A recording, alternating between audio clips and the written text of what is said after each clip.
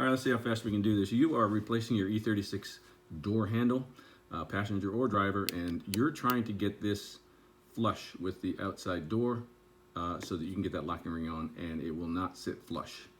And if that's your situation, then this is the video for you. Here's the problem, right? We all know this cheap piece of pot metal is prone to breaking. Mine's broken right here, and that's why it takes so much effort to pull that door handle to get the door to open. You already know that because you're replacing it.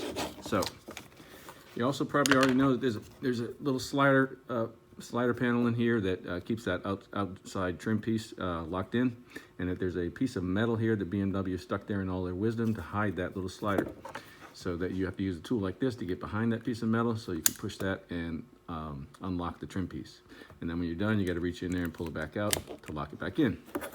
You already know that. The reason you can't get that flush is because of this pin.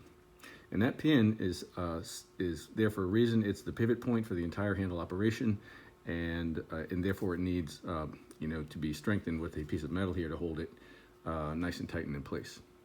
That's why the pin's there, and that's why the piece of metal is there. And your problem is you're trying to install this thing, and you don't have that pin on the inside of that metal you got on the outside, and it will never go flush.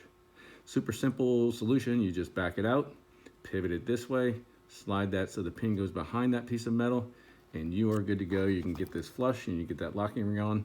Hope this helps.